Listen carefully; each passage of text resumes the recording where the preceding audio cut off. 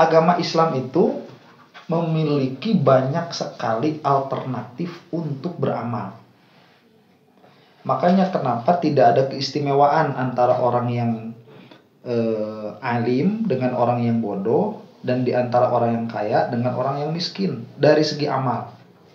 Bukan dari segi pengetahuan, tapi dari segi amal. Orang miskin bisa nggak soleh? Bisa. Orang kaya bisa soleh. Bisa. Orang bodoh bisa soleh.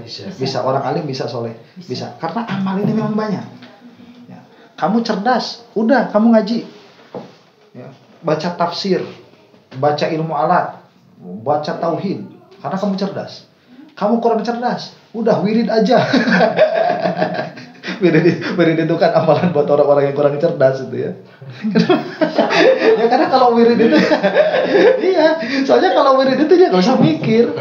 Dia kerjaannya cuma ngeberesin tasbih. Iya kan? Tasbih berapa kali? Terus 5 kali putaran aja. Ya 5 kali putaran udah. Subhanallah. Tidak ditutup mikir. Enggak ditutup mikir. Selesai PR-nya itu dihitungan. Ya, kamu zikirkan ini sekian ribu, zikirkan ini sekian ratus ribu gitu, udah selesai. Dan memang itu amalan buat orang yang secara umum gitu ya. Dia amalan buat orang yang bukan ahli berpikir. Orang yang ahli berpikir itu dulu pernah ada ulama, saya lupa namanya itu.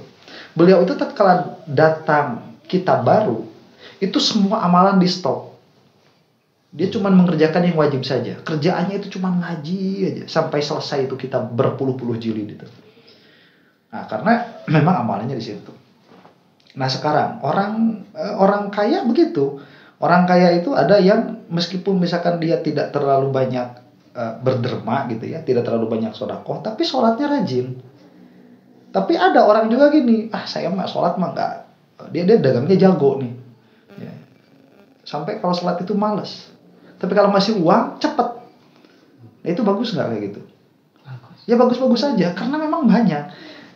Amalan itu, tatkala kita mengerjakan satu amalan, pasti kita sedang meninggalkan amalan yang lain.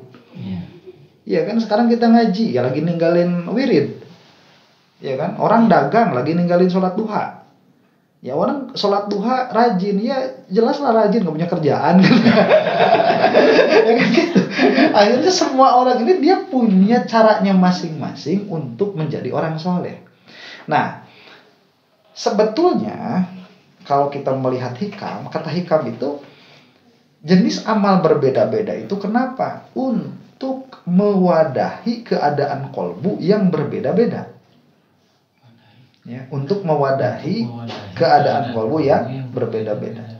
Makanya disebutkan di sini mustaghilan bisolah wa ba'dhum bisiyam wa hakadha wa sababu dzalika waridun ilahiyun iqtadha mithlu hadza ila kadza wa hadza ila kadza. Wa yang bagi likulli ahadin ay ya'mala bi muqtada mailihil madkur in lam yakun tahta tarbiyati syaikhin. Jika orang ini tidak sedang di dalam tarbiyahnya syaikh ya, tarbiyahnya syaikh. Jadi tarbiyahnya syaikh itu begini, kamu punya guru enggak? Kalau kamu enggak punya guru, beramalah sesuai apa yang kamu inginkan. Ya, kamu lagi getol-getolnya usaha, ya udah usaha. Kalau usaha itu juga ibadah, mencari kasab yang halal. Nah nanti kesimpulannya ada di mana? Nanti kesimpulannya ada di hasil usahanya itu. Ya, jadi orang usaha itu di dalam usahanya dia sudah bagus kalau dia halal. Nah cuman dia tidak berhenti di situ. Tatkala dia dapat untungnya ini dikemanakan. Jadi ada dua tuntutannya. Dari mana dia mengambil, kemana dia membelanjakan. Ada orang Bapak Haji gini, dia kerjaannya halal.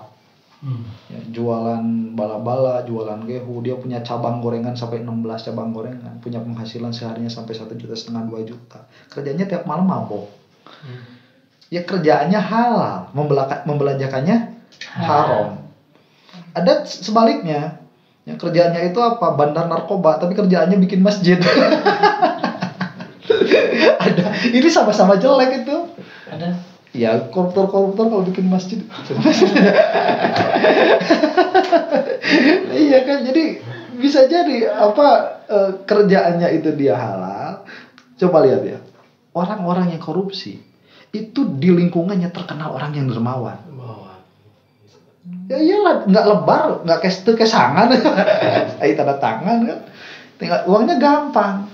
Makanya kalau misalkan ada ini ya mau dikemanain lagi, orang kalau udah gampang cari duit itu aja buat apa lagi? Iya kan? Makanya ada orang butuh udah kasih, orang butuh kasih. Ya memang asalnya juga dia haram begitu. Ada kayak gitu orang. Nah ini udah jelek. Yang bagus itu dia yang apa? Pendapatannya halal, mengeluarkannya halal, kemudian waktu luangnya juga waktu luang yang halal. Karena ada waktu luang yang haram itu. Harusnya dia kerja, dia nggak kerja. Istrinya di rumah nggak bisa makan, anaknya nggak bisa makan, dan dia waktunya luang emang nggak kerja, haram itu waktu luangnya itu, dia harus cari begitu. Nah ini masalah-masalah seperti ini sebetulnya tidak menjadikan kita itu tidak bisa menentukan kemuliaan itu dari kesolehan seseorang sebetulnya, karena kesolehan itu yang tahu hanya Allah. Ini orang sholat duhanya rajin, sholat tahajudnya rajin, tapi istrinya, anaknya itu nggak bisa makan.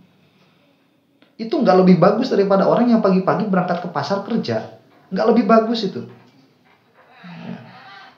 Kita sebagai manusia ngelihatnya kan orang yang ini soleh, kerjanya puasa, kerjanya saum. Makanya punya guru itu penting. Kenapa? Karena guru ini bisa memberitahumu kamu ini harus apa. Kamu harus ngapain? Oh Ustaz, saya ini pengen berhenti kerja.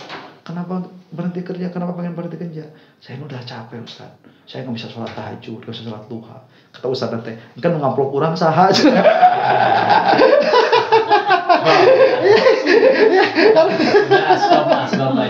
Udah gitu, udah sama-sama aja. Ya, jadi Syekh itu dia punya apa? Dia punya ketajaman. Kalau Syekhnya memang, kalau gurunya memang punya kasih sayang sama muridnya. Dia punya ketajaman apa yang bagus untuk dikerjakan oleh muridnya ini. Makanya saya itu kalau sama murid-murid saya kan bilangnya gini, udah sholat duha tinggalin dulu, sholat tahajud tinggalin dulu, kan qadha masih banyak. Kalau ada kerjaan qadha, kalau ada waktu buat qadha ya qadha. Kemudian kalau qadhanya udah capek, terus gak ada kerjaan lain, pengen ibadahnya ngafalin udah. Ngafalin, ya baca-baca gitu di ilmu lah. Ngaji tauhid, sekarang ditanya bisa jawab, besok ditanya lupa. Iya kan? Makanya saya tuh suka bilang kayak gitu. Kalau nggak punya guru, monggo silahkan bebas. Mau ngapain aja bebas. Ya, cuma nanti perjalanannya bakal gitu kok, salah lagi. Kebanyakan orang, tapi nggak semua kayak gitu. Begitu. Makanya di sini disebutkan jika orang itu tidak ada di dalam tarbiyahnya syekh, maka ikutilah kata hatinya di dalam beramal itu. Ya maunya zikir ya silahkan, maunya sholat ya silahkan, maunya ngaji ya silahkan. Tapi kalau di dalam tarbiyatus syekh, dia harus mengikuti perkataan syekhnya, karena syekhnya ini lebih tahu maslahat bagi muridnya. Wa illa fala yastaghillu bisyai'in illa bi'idnihi wa iradatihi. Jika ada di dalam tarbiyatus syekh, maka tidak boleh beramal kecuali dengan izin dan kehendaknya si syekh itu. Wirid heula, tong wirid. Udah jangan. Ya, dia lebih tahu karena pengalamannya pun lebih banyak.